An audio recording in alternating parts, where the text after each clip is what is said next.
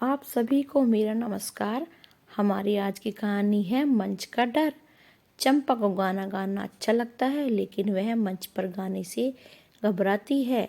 क्या वह अपने स्कूल के वार्षिक उत्सव में इतने सारे लोगों के सामने गा पाएगी?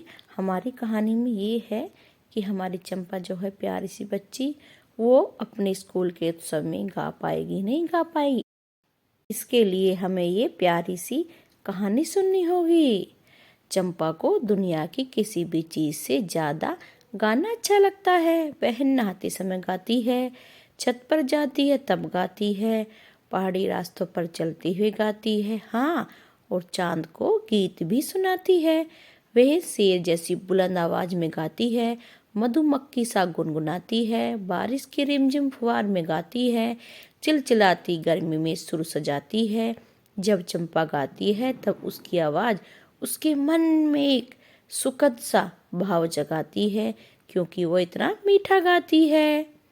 एक दिन जब चंपा गाती है तब बसंत की आंखों में चमक आ जाती है। मुझे एक बहुत ही बढ़िया बात सूझी, वह कहता है। क्या बात सूझी? चले हम अपनी कहानी में देखते हैं। बसंत चंपा का सबसे अच्छा दोस्त है। उसे हरदम कुछ ना कुछ सूझता रहता है। उसके कुछ विचार मजेदार होते हैं और कुछ बिल्कुल बेकार होते हैं, एकदम बेकार। तुम्हें स्कूल के वार्षिक उत्सव में गाना चाहिए, बसंत ने कहा। चंपा बोली, कैसे भयंकर सुझाव दे रहे हो? क्यों, गाओ ना, तुम्हें तो गाना खूब आता है। चंपा ने बसंत को नहीं बताया था कि वह सिर्फ एक ही बार मंच पर चढ़ी है। तब डर के मारे वह बेहोश होते होते बची। चंपा का ये सीक्रेट बसंत को नहीं पता था कि चंपा के साथ स्टेज पर क्या हुआ था, इसलिए वो गाने से घबराती रहती है। मैं इतने सारे लोगों के सामने नहीं गा सकती, मैं तो माँ पा के सामने भी नहीं गाती हूँ, लेकिन तुम मेरे सामने तो गाती हो। बस तुम्हें ही थोड़ी कोशिश करनी होगी चंपा। चंपा, एक बार कोशिश करके देखो, तुम मंच पे गा पाओगी। बसंत ये चंपा को समझा रहा है। सचमुच करनी चाहिए। हाँ हाँ, और अगर माही और पारस ने मेरा मजाक उड़ाया तो? अगर वह मजाक उड़ाएंगे तो वह खुद ही बेवकूफ कहलाएंगे। तुम तो एक शानदार गायिका हो चंपा। बसंत चंपा को समझा रहा है कि तुम अच्छी गायिका हो, तुम अच्छे से सुर लगा के गा पाओगी सभी के सामने। भीड़ के सामने गाने की बात सोचने पर से चंपा के मन में हलचल होने लगी। एक दिन एक तरफ उसका मन खुशी से फूलना समाता, दूसरी तरफ उसका दिल घबराता, पर उसे तो गाने के बेहद लगाव है। आखिरकार वह गाने के लिए ठान लेती है। चंपा जी तोड़ चंपा जी तोड़ गाने का अभ्यास करती है। नींद से जागती है तो धीमे धीमे गुनगुनाती है। हर वक्त गाना ही सोचती रहती है, क्योंकि उसे गाना जो गाना था, इसलिए भी यही सोचती रहती है कि मुझे तो गाना गाना ही है।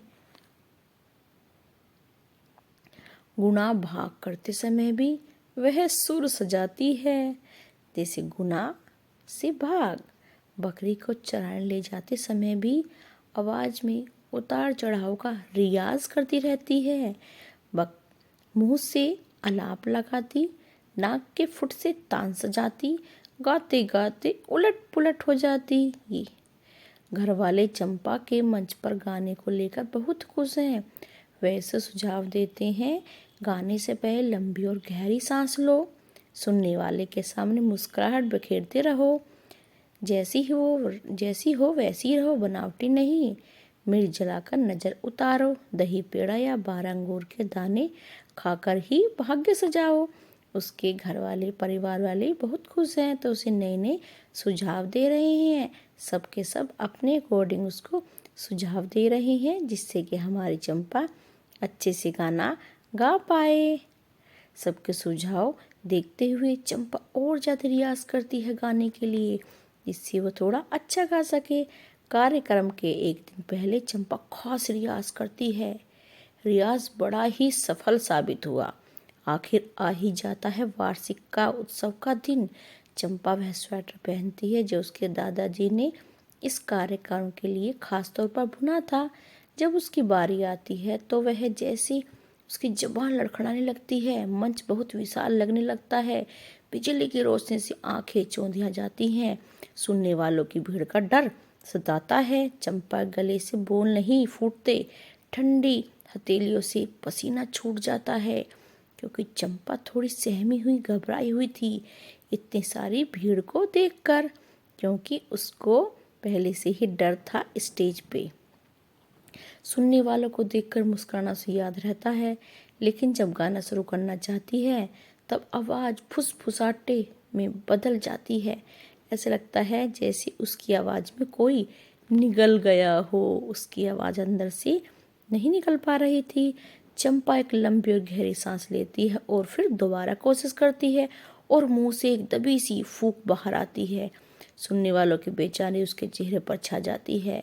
चंपा का दिल जोर जोर से धड़कने लगता है, धक धक धक। और फिर तभी उसे उचक उचक कर हाथ हिलाता बसंत नजर आता है। उसे देखते ही चंपा का हौसला बढ़ जाता है और वह फिर से कोशिश करती है अच्छा सा प्यारा सा गाने की। होठों से गीत के बोल फूटते हैं धीरे धीरे। पहली आवाज़ कब को आती फिर ठीक हो जाती है, फिर संगीत की धारे में बह निकलती है। चंपा गले से मधुर सुरीली और दमदार। अब मंच के बड़ा होने से फर्क नहीं पड़ता था, न तेज रोशनी से न ही सुनने वालों की भारी भीड़ से उसे डर ही था। वो बहुत सुरीला गाने लगती है। चंपा सुर छेड़ देती है खुले गले से बेधड़क, और इसी के साथ उसके मन में भर जाता है